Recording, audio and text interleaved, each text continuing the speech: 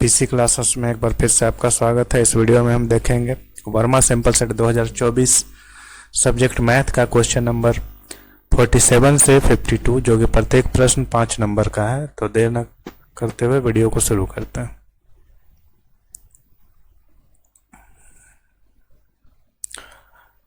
Question number 47 में बोला जा रहा है द्विघात समीकरण 2x square minus 7x plus 3 equal to 0 का विभक्त कर मूलों की प्रकृति तथा द्विघाती सूत्र का प्रयोग कर मूल ज्ञात करें। तो जैसा कि जो इक्वेशन दिया गया है उसको बस सिंपल हम लोग उतार लेंगे। इक्वेशन हमारा है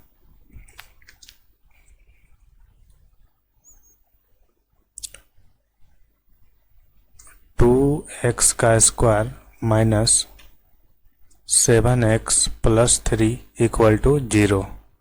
यहाँ पर a बराबर हो जाएगा 2, b बराबर हो जाएगा -7, b इक्वल टू हो जाएगा -7 और c बराबर हो जाएगा 3। फॉर्मूला है d equal to B square minus 4ac। ये डिस्क्रिमिनेंट यानी विविधकर का फॉर्मूला होता है d equal to B square minus 4ac। तो b के जगह पे है -7, b के जगह पे है -7, तो -7 का स्क्वायर कर देंगे, माइनस है माइनस लिख देंगे 4 a के प्लेस पे है 2 लिखेंगे, फिर c के प्लेस पे है 3 लिख लेंगे, फिर -7 का स्क्वायर हो जाएगा 49।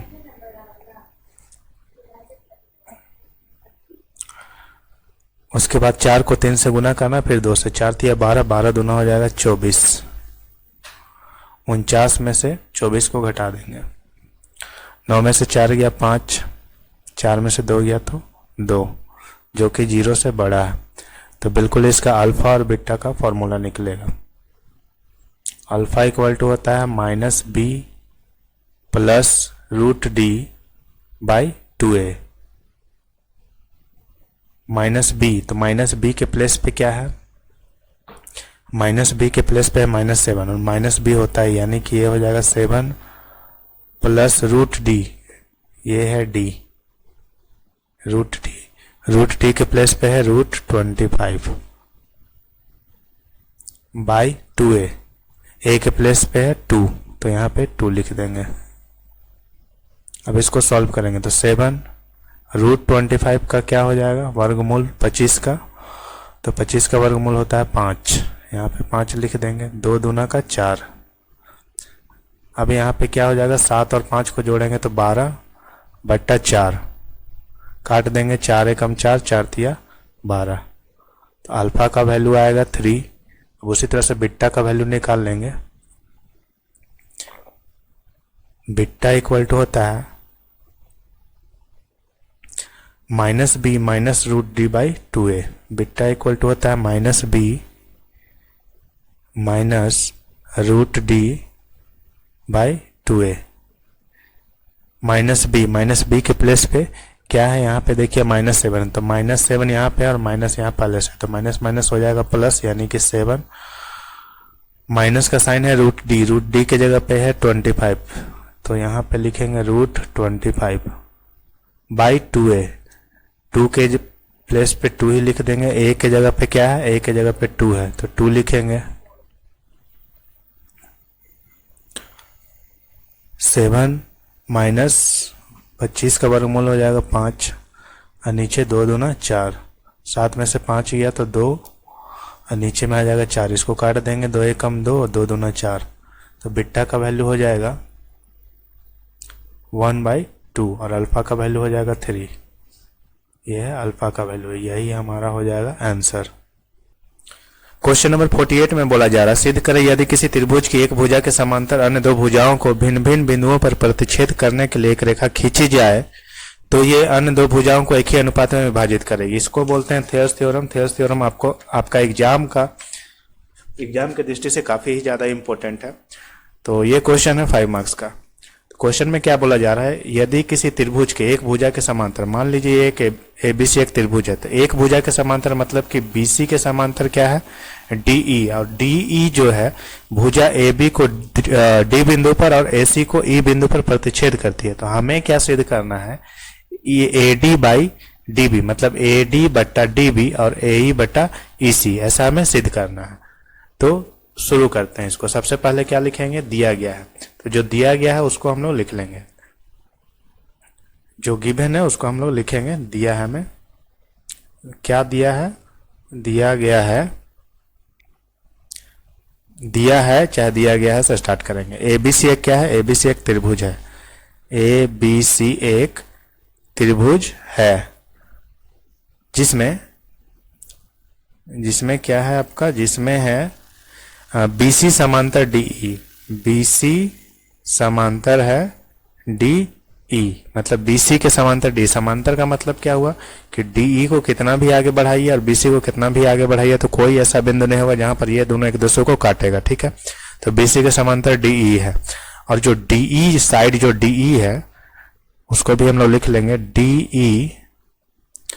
ई भुजा ए बी को, डी ई भुजा ए बी को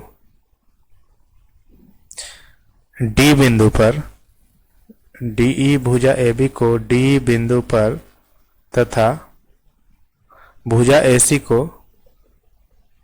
भुजा ए सी को,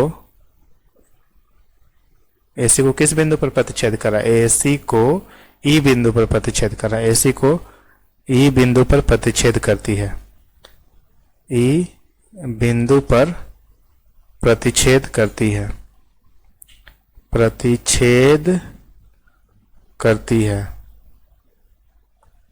करती है। अब हमें सिद्ध क्या करना है, देखिए दिया गया है तो हम लोग लिख लिया, दिया गया हमें जो चीज गिवन है उसको आप चुपचाप से लिख लीजिए। अब सिद्ध क्या करना है, जो सिद्ध करना है उसको हम लोग लिख लेंगे, सिद्ध करना है।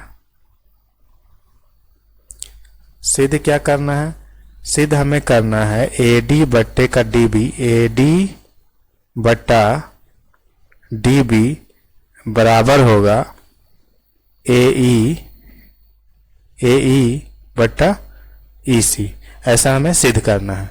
तो इसके लिए हम लोग रचना करेंगे, तो रचना में जो रचना करने वाले हैं उसको हम लोग लिख देते हैं, कंस्ट्रक्शन करेंगे। कंस्ट्रक्शन क्या करना है कि बी से ई को हमको मिलाना है, बी से ई को मिलाना है, ठीक है, और सी से डी को मिलाना है, बी से ई और सी से डी को मिलाना है। उसके बाद में एक परपेंडिकुलर खींचेंगे, परपेंडिकुलर मतलब होता है लंब खींचेंगे। मान लीजिए ये डीएन, ये है डीएन और ये किस पे लंब है, ये एसी पे लंब है, और एक लंब खींचेंगे यानी एक परपेंडिकुलर खींचेंगे ईएफ, और ये किस पे लंब है, ये एबी पे लंब है।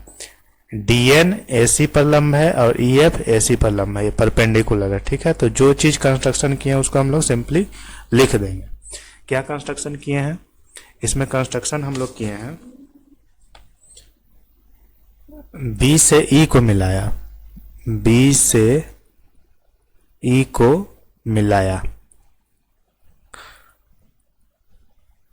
बी से ई को मिलाया तथा सी से डी को मिलाया, सी से डी को मिलाया, सी से डी को मिलाया, ठीक है।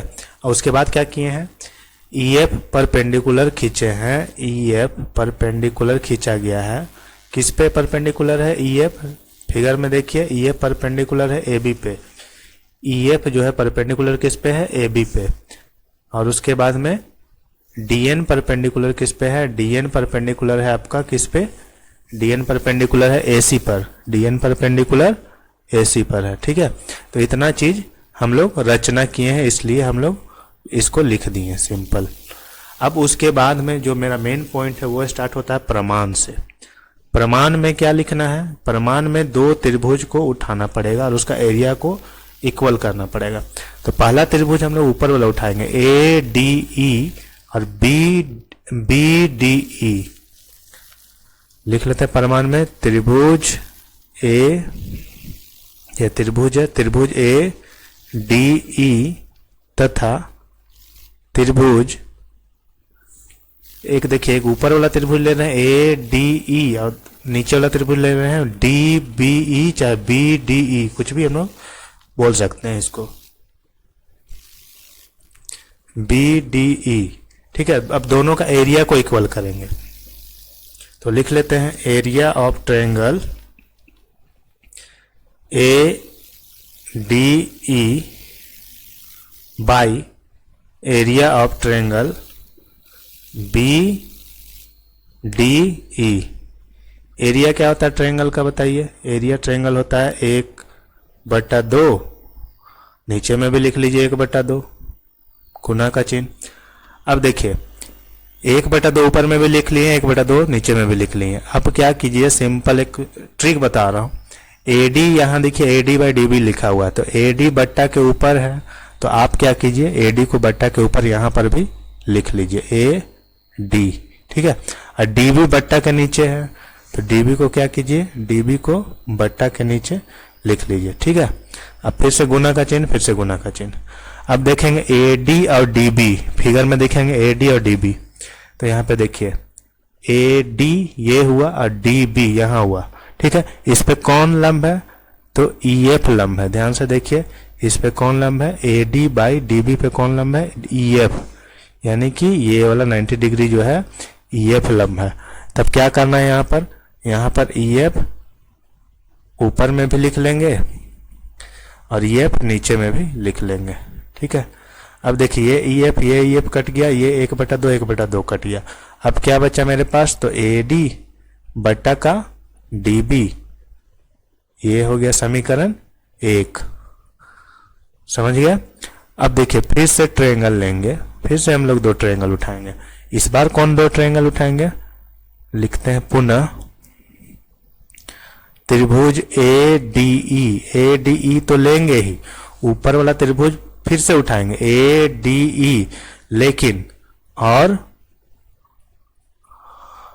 त्रिभुज, अब जो त्रिभुज उठाएंगे डी ई सी, पहले क्या उठाए थे बी डी ई, इस बार उठाएंगे डी ई सी, डी ई सी में। फिर से एरिया हम इक्वल करेंगे, तो फिर से लिख देते हैं इसको एरिया ऑफ ट्रायंगल किसका? ए डी ई बट्टा एरिया ऑफ ट्रायंगल क्या है? डी ई सी, तो डी ई और सी। फिर से वही काम करेंगे हम लोग। ये ट्रायंगल को थोड़ा मैं छोटा कर देता हूं ताकि समझने में आसानी हो। ट्रायंगल को थोड़ा सा छोटा कर देते हैं हम, ठीक है। अभी आप ध्यान से देखिएगा। अब देखिए फिर से वही 1/2 का चिन्ह देना है। फिर से क्या करना है? 1/2 ऊपर में भी लिखेंगे, 1/2 नीचे में भी लिखेंगे। गुना का चिन्ह फिर से दीजिए, नीचे में भी गुना का चिन्ह। अब इस साइड में देखिए ए बटा ई सी लिखा हुआ, ए बटा ई सी, ए है बट्टा के ऊपर, तो ए को लिखेंगे बट्टा के ऊपर, ठीक है। और ई सी लिखा हुआ बट्टा के नीचे, तो ई सी को आप लिख दीजिए बट्टा के नीचे, ठीक है। अब क्या करना है? ए और ई सी को मिलाइए। इस फिगर में देखिएगा ए और ई सी, मतलब ए सी बन रहा है, तो ए सी पर कौन लंब है? तो ए सी पर मेरा लंब है डी एन, तो डी एन ऊपर में भी लिखना है और डी एन नीचे में भी लिखना है, डी एन। अब देखिए ये डी एन और ये डी एन तो कट गया, 1/2 भी कट गया। अब हमारे पास क्या बचा? ए ई बट्टे का ई सी, ये हो गया समीकरण 2। अब देखिए ए डी ई इसमें भी है, ए डी ई इसमें भी है, तो हम लोग समीकरण 1 तथा 2 से क्या देख रहे हैं कि एरिया जो है, area of triangle B D E बराबर हो गया है किसका? ए डी यहां भी है, ए डी यहां भी है, तो ए डी तो कैंसिल हो गया, तो बी डी ई के बराबर कौन सा एरिया आ गया? Area of triangle D E C, area of triangle D E C, ये हो गया समीकरण हमारा 3। अब लिखेंगे क्या? समीकरण 1, 2 तथा 3 से, 1, 2 तथा 3 से। अब जो चीज हमें प्रूफ करना है वो चीज प्रूफ हो चुका है हमारा। क्या प्रूफ करना था हमको? ए डी बट्टा का डी बी, ए डी बट्टा का डी बी किसके बराबर प्रूफ करना था? तो ए ई बट्टा ई सी। और ये हमारा प्रूफ हो गया। उम्मीद करता हूँ ये क्वेश्चन आप समझ गए होंगे। बढ़ते हैं नेक्स्ट क्वेश्चन की ओर। क्वेश्चन नंबर 49 में बोला जा रहा है मीनार के आधार से एक सरल रेखा में 4 मीटर 9 मीटर की दूरी पर स्थित दो बिंदुओं से मीनार के शिखर का उन्नयन कोण क्या है? पूरक कोण है। तो सिद्ध करें मीनार की ऊंचाई कितना है? 6 मीटर। ऐसा हमें सिद्ध करना है। एक मीनार दिया हुआ है, ठीक है, एक सीधी रेखा में 4 मीटर दिया हुआ है और एक 9 मीटर का दूरी दिया हुआ है, ठीक है। और उसमें क्या बोला? एक उन्नयन कोण है, दूसरा उन्नयन कोण का पूरक कोण है। तो सिद्ध करना है मीनार की ऊंचाई 6 मीटर है।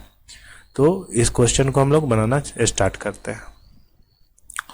एक हमें सबसे पहले क्या बनाना पड़ेगा? एक ट्रायंगल बनाना पड़ेगा।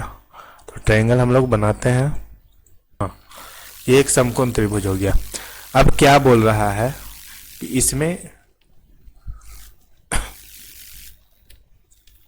यहां से हम लोग ड्रॉ करेंगे एक लाइन, यहां से एक ड्रॉ करते हैं लाइन, ठीक है।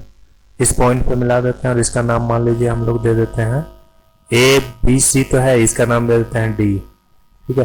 पहला क्या बोल रहा है? एक सरल रेखा में 4 मीटर का दूरी है और एक 9 मीटर का दूरी है। तो ये मान लीजिए ये है आपका 4 मीटर, ठीक है। और ये बड़ा वाला जो लाइन है यानी BC, ये कितना है? 9 मीटर है, 9 मीटर है। तो सिद्ध क्या करना है कि मीनार की ऊंचाई, ये AB जो है वो हमारा मीनार है, तो AB का ऊंचाई कितना है? 6 मीटर है।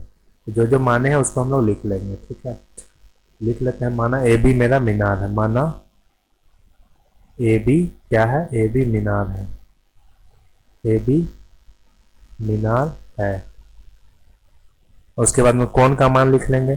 कोण ये है आपका थीटा, ठीक। और ये है पूरक कोण। पूरक कोण का मतलब होता है 90 माइनस थीटा, ठीक है। तो लिख लेते हैं कोण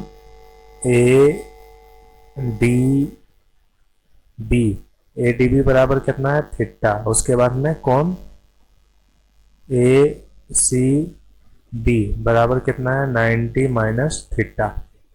अब इसको हम लोग सॉल्व करेंगे। तो लिखते हैं, सॉल्व करने से पहले क्या लिखते हैं? समकोण त्रिभुज। यहाँ पे समकोण त्रिभुज लिखना जरूरी है।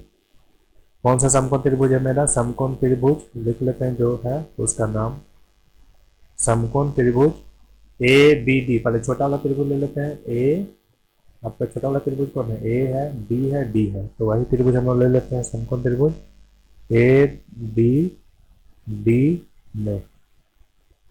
अब देखिए दिया हुआ है ये, निकालना है हमें ये, यानी कि बेस दिया हुआ है और P निकालना है। तो एक फॉर्मूला होता है, क्या फॉर्मूला था? पंडित बद्री प्रसाद हर हर बोले, ठीक है।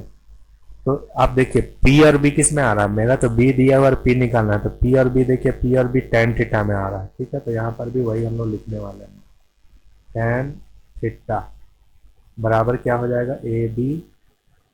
AB/4। ये हो गया समीकरण 1।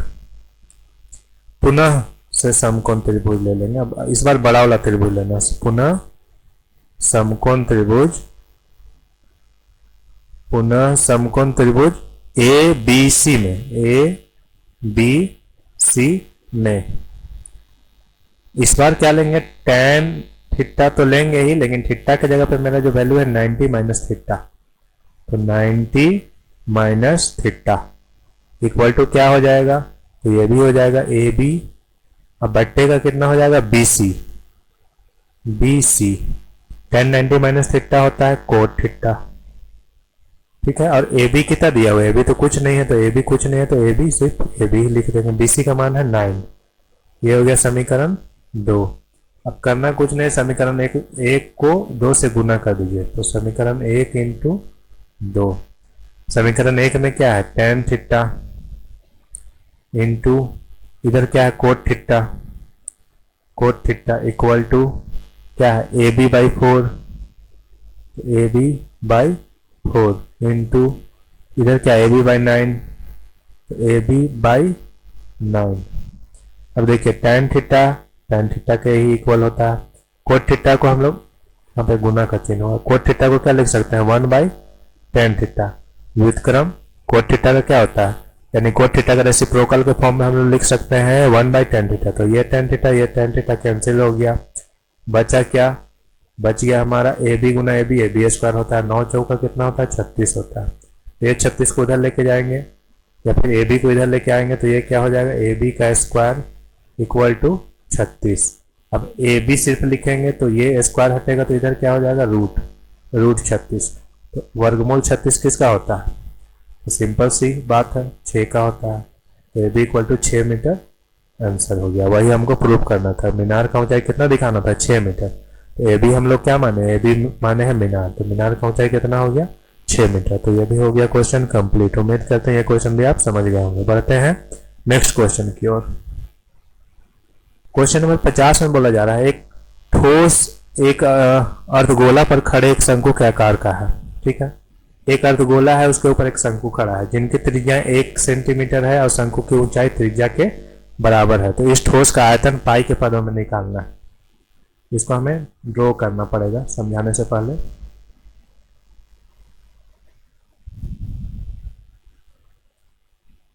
एक अर्धगोला ड्रॉ करना है, एक अर्धगोला हम लोग ड्रॉ कर लिए। ठीक है, इसको ऊपर कर देता हूँ। हाँ ठीक है, एक हो गया, ये अर्धगोला हो गया।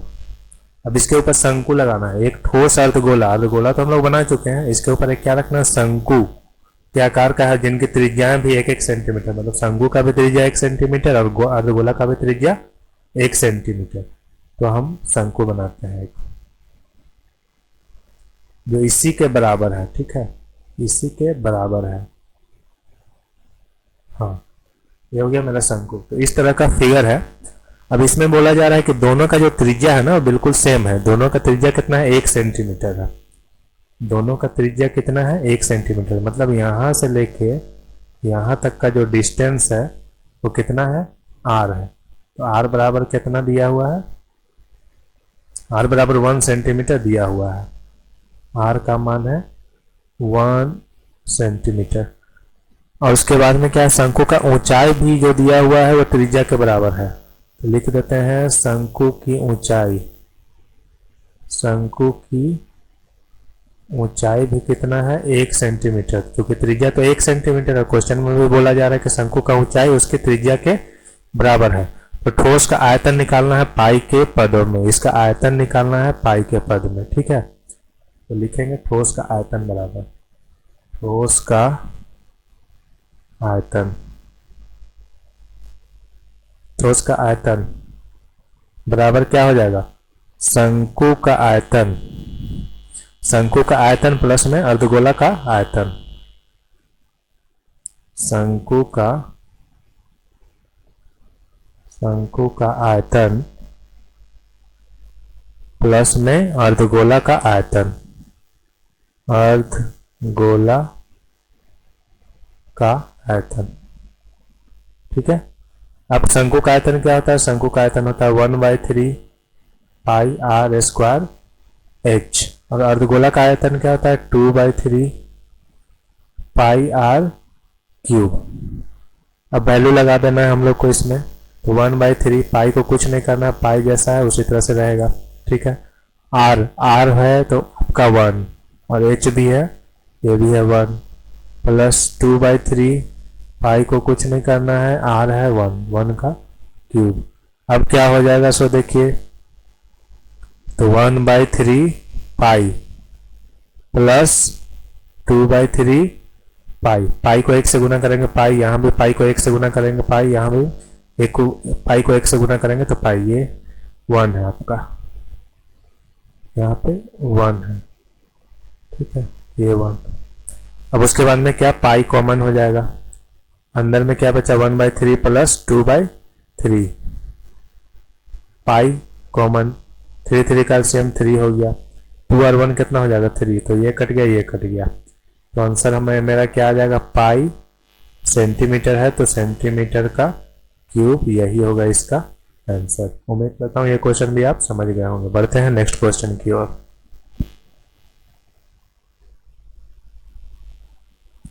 क्वेश्चन नंबर 51 में बोला जा रहा है धातु के चादर से बना ऊपर से खुला एक बर्तन शंकु के छिन्न के आकार का है जिसकी ऊंचाई दिया हुआ है 16 सेंटीमीटर और निचले और ऊपरी सिरों के त्रिज्याएं दिया हुआ है 8 सेंटीमीटर 20 सेंटीमीटर।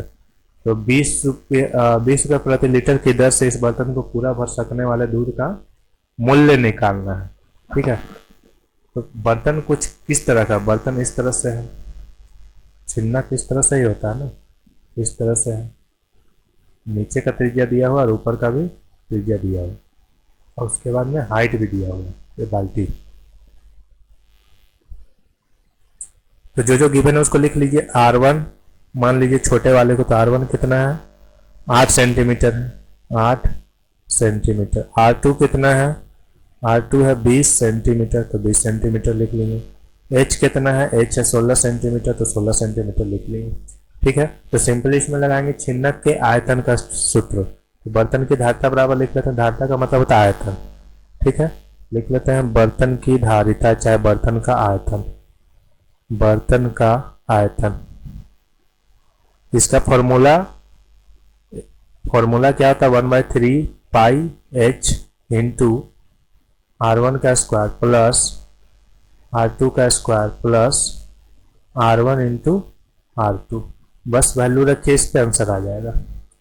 वैल्यू रखिए और उसके बाद में 20 रुपये प्रति लीटर को सॉल्व कर दीजिए, तो आंसर आपका आ जाएगा। तो 1/3 है तो 1/3 रख दीजिए। पाई की जगह में कितना लेना है, 22/7 लेना है। ठीक है, क्योंकि पाई का मान तो यहाँ पे कुछ लेने के लिए बोला नहीं है। अगर 3.14 रहता तो उसमें ब्रैकेट में लिखा हुआ रहता, पर यहाँ पे कुछ नहीं है, इसका मतलब 22/7 लेंगे। R1 का स्क्वायर मतलब कि ब्रैकेट बंद करना है, और R1 का स्क्वायर कितना हो जाएगा, 8 का स्क्वायर। ठीक, प्लस R2 का स्क्वायर, R2 की जगह में कितना है, 20 है, तो 20 का square plus R1 into R2 है। R1 का मान है 8 इंटू बीच में लगाइए R2, R2 का मान कितना है, 20 लगा लीजिए। फिर क्या है, 1/3 इंटू 22/7 गुना 88 कितना होता है, 64 होता है, 64। ठीक है, प्लस 400, 20 गुना 20 400, प्लस 8 गुना 16 यानी कि 160 होगा। अब उसके बाद में क्या हो जाएगा, 1/3 इंटू 22/7 इंटू इसका प्लस कीजिए तो एक क्या हो जाएगा, 404, यहाँ पे तो 4 हो जाएगा। फिर 6 6 12, 12 की 2, बाकी हाथ में 1, 4 और 1 5 और 1 6, इसका होगा 624। अब इसको सॉल्व करेंगे, 6 2 8 4 12, ये तो 3 से कट जाएगा, 3 एकम 3, 3 दूना 6 0 और 3 8 का 24। क्या आ जाएगा मेरा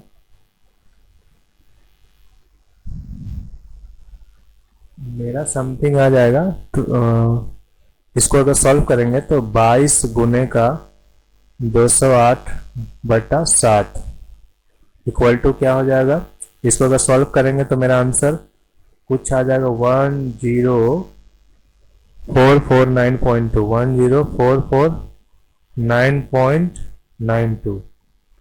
ठीक है, अब ये आया है, इसका सिर्फ आयतन आया है।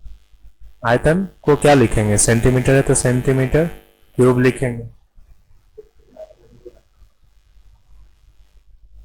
ठीक है, अब 1 सेंटीमीटर में कितना लीटर होता है, तो 1 सेंटीमीटर में 1000 लीटर होता है, तो इसको 1000 से डिवाइड कर दीजिए तो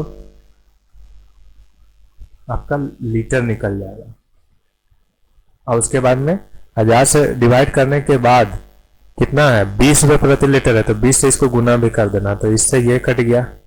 ठीक है, तो आंसर क्या आ जाएगा, इधर से 2 अंक खिसका लीजिए, क्योंकि 2 0 है तो इधर से 2 अंक आगे बढ़ जाएगा, तो 104.992 ऐसा ही समथिंग आएगा। तो 4, और उसके बाद में फिर इसको 2 से गुना कर देंगे, क्योंकि 2 यहाँ पर भी तो बचा हुआ है। तो आंसर मेरा आ जाएगा 208.99, इसका मतलब 209 रुपया, ये हो जाएगा इसका आंसर। उम्मीद करते हैं ये क्वेश्चन भी आप समझ जाएंगे। बढ़ते हैं नेक्स्ट क्वेश्चन की ओर। क्वेश्चन नंबर 52 में बोला जा रहा है, इसमें बहुलक निकालना है। तो बहुलक का फॉर्मूला क्या होता है, सबसे पहले बहुलक निकालना है। ये तो क्वेश्चन आना ही आना है, बहुलक से आए, माध्य से आए, चाहे माध्यक से आए। तो बहुलक का फॉर्मूला पहले आप लोग बताएं। तो बहुलक का फॉर्मूला हमारा होता है, बहुलक बराबर होता है बहुलक बराबर होता है एल प्लस ब्रैकेट बंद फिर F1 minus F0 by 2F1 minus F0 minus F2 minus F0 minus F2, यह है F इंटू का H, यह है बहुलक का फार्मूला। इसमें सबसे पहले क्या देखेंगे हम लोग, सबसे पहले देखेंगे मैक्सिमम फ्रीक्वेंसी किसका है, मैक्सिमम सबसे बड़ा बारंबारता कौन आपको दिख रहा है, तो सीधी सी बात है ये वाला दिख रहा है सबसे बड़ा, तो यही होगा इसका f का वैल्यू। f इक्वल टू क्या हो जाएगा 15, f इक्वल टू हो जाएगा 15, ठीक है, f इक्वल टू 1.5। अब उसके बाद में F0, इससे पहले वाले को बोलते हैं F0, ये हो गया आपका F1। इससे पहले वाला जो है 15 से पहले क्या है F0, क्योंकि 0 पहले आता है फिर 1 आता है फिर 2 आता है, तो F0 कितना हो जाएगा 8 हो जाएगा, F0 8 हो जाएगा। और उसके बाद में 1 के बाद क्या था 2, तो F2 इक्वल टू क्या हो जाएगा 9। अब ये दोनों का अंतर कितना है 30 और 40 का अंतर, इसको बोलते हैं H का मान कितना हो जाएगा 10, और L ये दोनों में देखिए सबसे लेफ्ट साइड में कौन है तो 30, तो L इक्वल टू हो जाएगा 30। अब इस फॉर्मूला पे इसको पुट कर देंगे। अब देखिए क्या है इक्वल, तो इक्वल लगा दीजिए, बहुलक बराबर पहले लिख लेते हैं, बहुलक, ठीक है, बहुलक बराबर क्या है L, तो L का मान कितना है 30 है, 30 लिख लिए, फिर क्या है बीच में प्लस का चिन्ह है तो प्लस लगा लीजिए, ब्रैकेट ओपन कर लीजिए, फिर है F1 कितना है F1 है 15, फिर है माइनस का चिन्ह माइनस दे लीजिए, फिर F0 का मान कितना है 8, उसके बाद में क्या है 2F1, यानी कि 2 को 15 से गुना करेंगे तो कितना हो जाएगा 30 होगा, माइनस है, फिर क्या है F0 का मान कितना है 8 है, फिर माइनस है, फिर क्या है F2 का मान कितना है 9 है, ब्रैकेट बंद इंटू H की जगह पर कितना है 10, यहाँ पे 10 लिख लिए। अब क्या हो जाएगा 30 प्लस ब्रैकेट बंद 15 में से 8 गया कितना हो जाएगा 7, इसको सॉल्व करेंगे तो ये तो हो जाएगा 30 और 8 और 9 कितना होता है 17, तो माइनस का 17 गुना 10, ठीक। अब क्या करेंगे 30 प्लस 7, 30 में से 17 जाएगा कितना बचेगा, 30 में से 17 जाएगा तो 13 बचेगा, गुना कर लीजिए 10। अब इसको सॉल्व करना है तो 30 प्लस 7 को 10 से गुना करेंगे तो कितना हो जाएगा 70/13। अब इसको सॉल्व करना है तो 13 तिया कितना हो गया 39, तो 390 प्लस 70/13, ठीक है। अब इसको सॉल्व करेंगे तो हम लोग का लगभग आ जाएगा 35.38, यही होगा इसका आंसर। सेंटीमीटर त्रिज्या का एक वृत्त खींचना है, ठीक है, और केंद्र से 8 सेंटीमीटर दूर स्थित एक बिंदु से वृत्त पर स्पर्श रेखा युग्म का रचना भी करना है। तो चलिए ये क्वेश्चन भी हम आपको बता देते हैं। 6 सेंटीमीटर त्रिज्या का एक वृत्त खींचना है, तो सबसे पहले इसके लिए क्या करना होगा, हमको स्केल लेना पड़ेगा और उससे 6 सेंटीमीटर हमें मेजर करना होगा कंपास का हेल्प से। तो हम लोग ले लेते हैं स्केल पहले, ठीक है, ये मेरा स्केल आ गया, और ले लेते हैं कंपास, ये मेरा कंपास भी आ गया। और सबसे पहला काम क्या करना है, हमको 6 सेंटीमीटर का एक त्रिज्या ले करके एक वृत्त खींचना है, ठीक है। तो 6 सेंटीमीटर यहाँ 0 पर रखेंगे, यहाँ 0 पे रख लेते हैं और 6 सेंटीमीटर मेजर कर लेते हैं यहाँ से। 6 सेंटीमीटर लगभग हो गया है, देखिए 6 सेंटीमीटर है, 6 सेंटीमीटर, ठीक है। इसको जूम करके मैं आपको दिखा देता हूँ।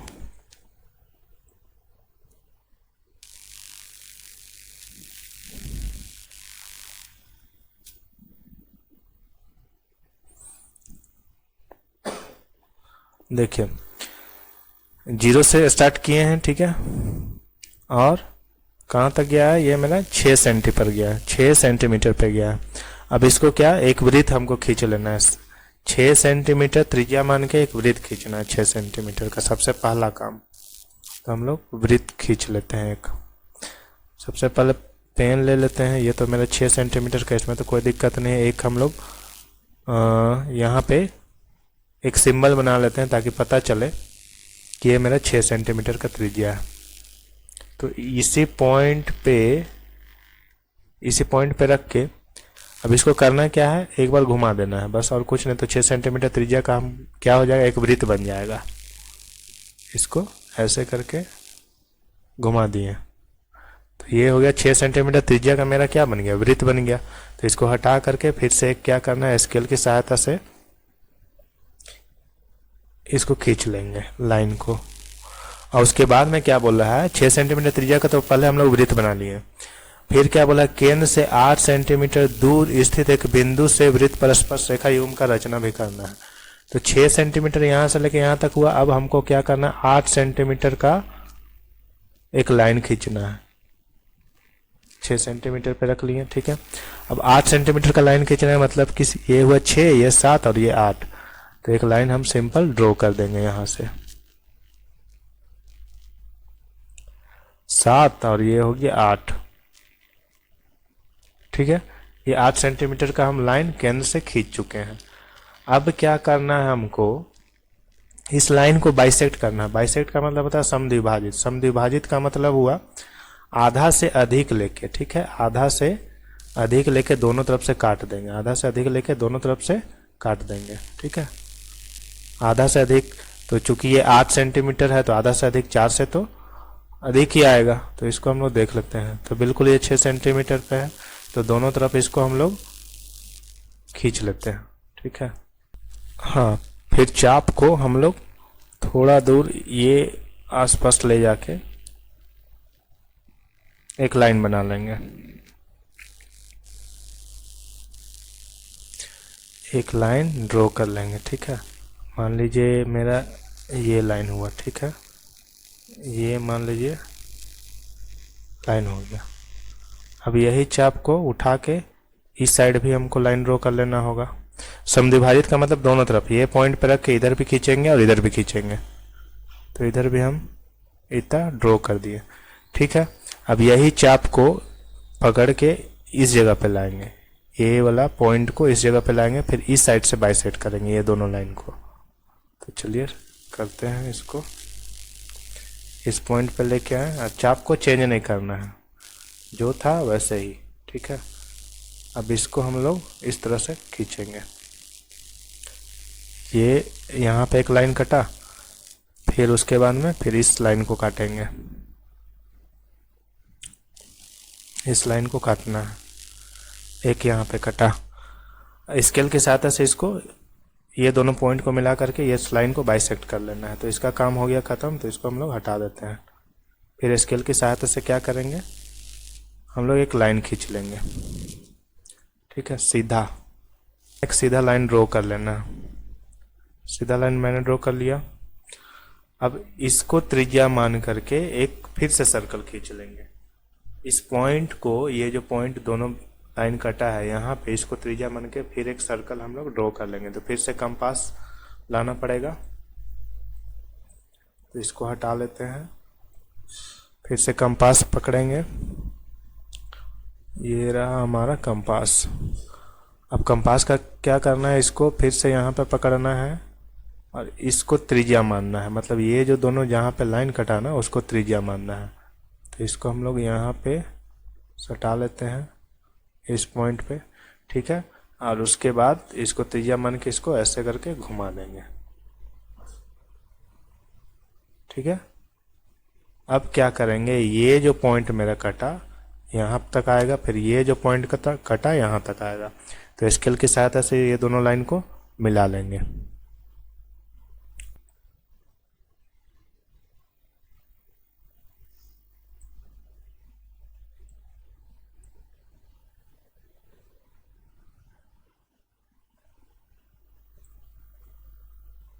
एक यहाँ पे और एक यहाँ पे, हाँ।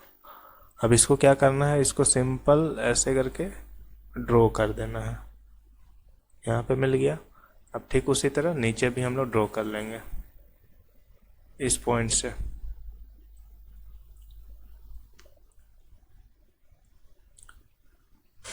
इस पॉइंट पे ये दोनों पॉइंट को मिला करके ड्रॉ कर लेना है।